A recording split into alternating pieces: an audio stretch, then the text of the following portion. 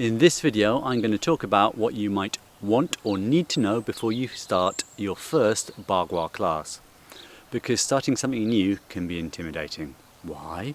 Because you don't want to look stupid, or don't want to do something badly, or don't want to get hurt, or actually, fair enough, don't want to get hurt, or don't want to offend anyone. Equally, fair enough.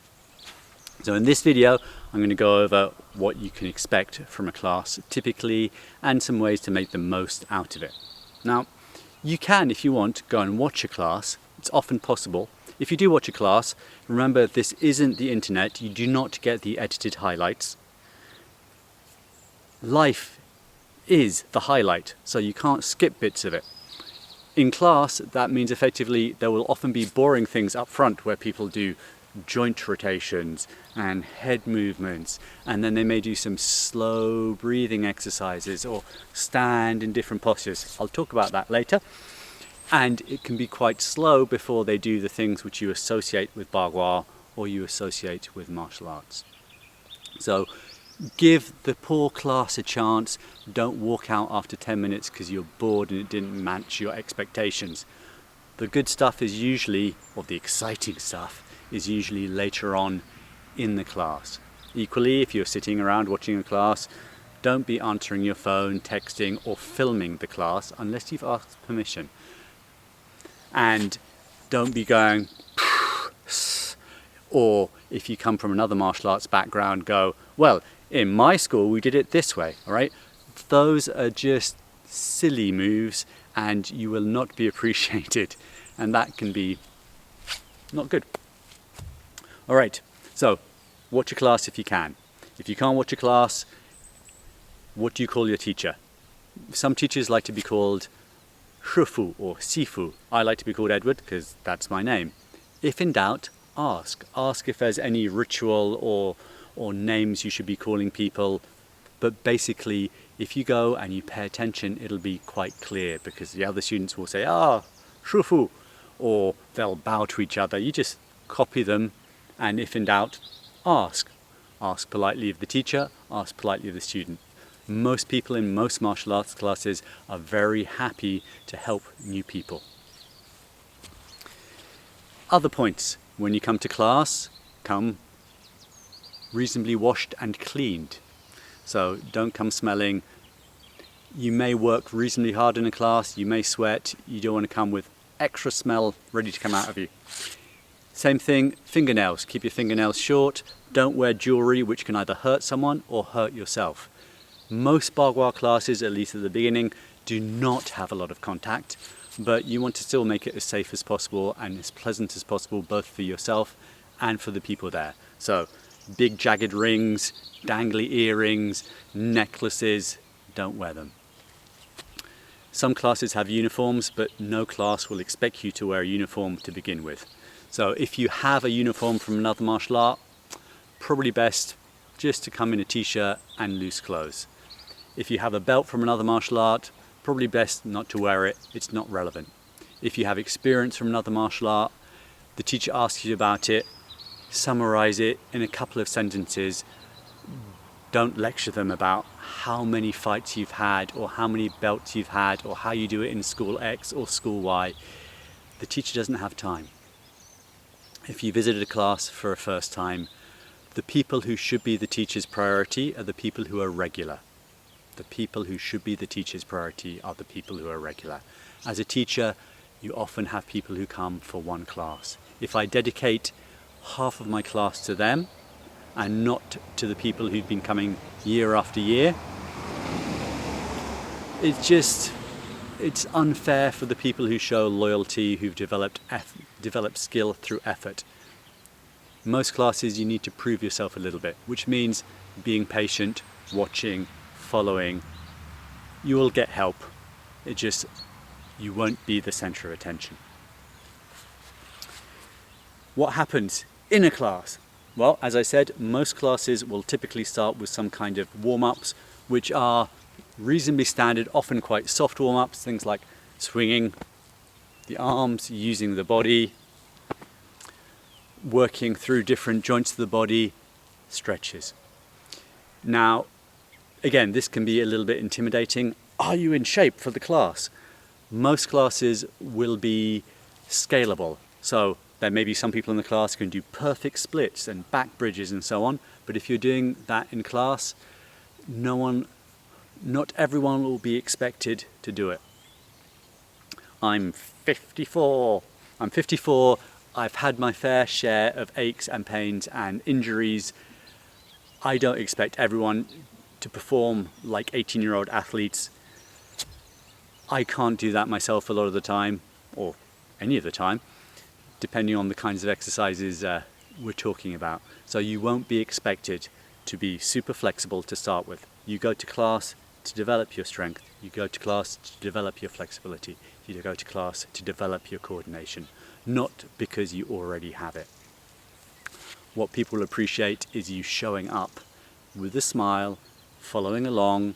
They will hopefully appreciate you going, I'm sorry, that's a little bit too much for me, and bowing out gracefully rather than forcing yourself and getting resentful or getting hurt. So good classes, you can just stop at the level of intensity that you want. So beyond your basic warm-ups, there are often Qigong exercises. These can be Qigong exercises from different sets, like Ba-Duan-Jin, which is a very common set of Qigong exercises. But basically it just means typically slow movement coordinated with the breath, with the idea of bringing your mind and your body together. Other things which will be typically at the beginning of the class might be basics, or Jiben Shoufa or Jiben Gong. Jiben basically is just Chinese for basics. If there are Chinese words used, they'll usually be explained, or again, follow along. Most classes will have some kind of terminology which is specific. There is no universal terminology for Bagua, fortunately or unfortunately. So you can't be expected to know everything before you get there. Equally, if you're coming from something else, don't expect the names you used in another school or another style to apply in the school or the first class in a different school. So, back to basics. Yes, back to basics.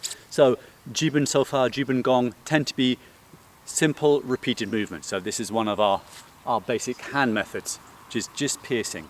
So the idea of doing an exercise like this is to develop your body coordination, move in a particular way, because Bagua is more about how you move than learning long sequences of movements. It's more about how you move than learning long sequences of movements. So it's bringing your attention, just let the car go by, bringing your attention to the feeling of the body, using your whole body to move your hands. Typical basic hand methods or basic exercises are movements that you will find elsewhere in the system. So the more complex forms will often find, okay, there's a pierce in this, and that allows you to use your body well to support your hand while you're doing your form. As you go along, again, forms can vary in terms of intensity. If you're flexible, you can go low and you can go long and you're strong. You can go low, long and fast, but typically the solo practices are scalable according to your level of athletic and physical ability. You shouldn't be hurting yourself, and a teacher shouldn't expect you to go, oh, my knee, my joints, whatever. If it's a little bit uncomfortable, fine. If your muscles ache, fine, good. But if your joints ache, if you feel like something is breaking, then both you and the teacher should be fine with you doing something a little bit easier. What about partner exercises? Will there be partner exercises in a Bagua class, in a first Bagua class? Again, it depends a lot on the school. There are often exercises where you're maintaining contact softly and sticking to a person with the idea of getting a strategic advantage in position. These can be called pushing hands in some schools. They can be called rosho or sansho in other schools. It varies. Or sticking in other schools. So those are things which are quite common in a lot of Bagua schools. They tend not to be intimidating. They tend not to be competitive, though they can be, as in one person is trying to do it better than the other, or one person is trying to cooperate with the other to to learn a particular movement quality and body use quality. Then there may be applications in which one person does a scripted attack or holds a position and another person practices the technique, and there is no resistance. The person who is having the technique done to them doesn't try and fight their way out of it or resist it. The idea is just you're learning simple ideas about what techniques you've practiced in a solo movement. If you go to your first class and people start doing these kinds of things, again, observe. Don't start panicking. Don't start going, I'm stronger than you, you'll never manage that. That's not the point. The point is you're getting some ideas of how the form relates to the use of the form competitively. Doing this on its own won't make you a fighter or a great fighter, but it's an interesting way of better understanding the system. It's a first step in. It's not scary for people usually. So you'll find a lot of schools will have these kinds of application practices. They're good. They point out ways and principles of how to unbalance someone, how to break posture, areas where you can strike, sense of distance and angle relative to another person.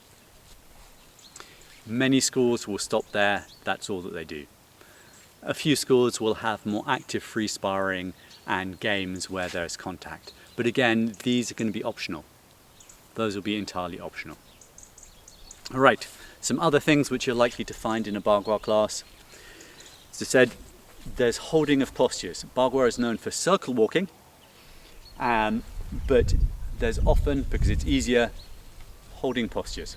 So holding a posture here, holding a posture here, this famous Bagua guard with a weight in the back leg. This is something you'll find variations of. It's sometimes called single palm change, just a position. Sometimes it's called millstone grinding posture. Sometimes it's called green dragon, extends its claws. It doesn't matter. Follow the instructions of the teacher, because different teachers will have different ways of showing it. There's a logic ideally behind what they're showing, so it doesn't always have to be the same in each school. It needs to be consistent within the school.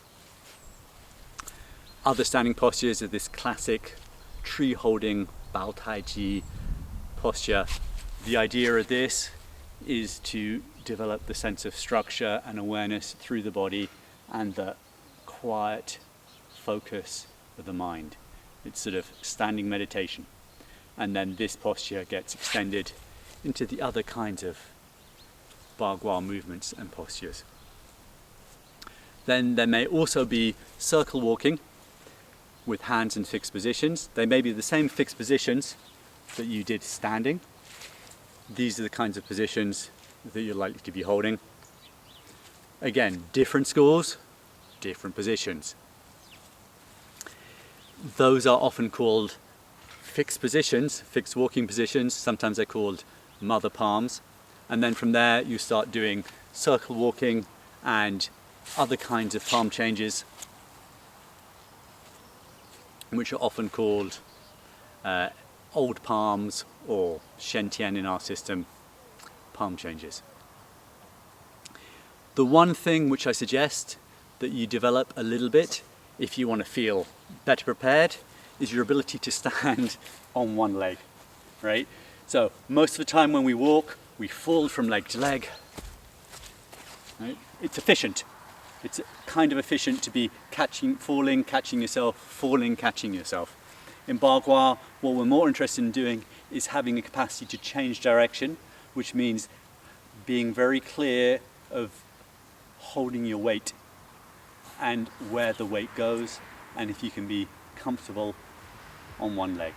So if you want to prepare yourself, just learn to stand stable on one leg, possibly here with a foot lifted, possibly here with a foot in front. That'll stand you, pun not intended, in good stead for your first Bagua class. I think that pretty much covers it. I don't know what Rune thinks.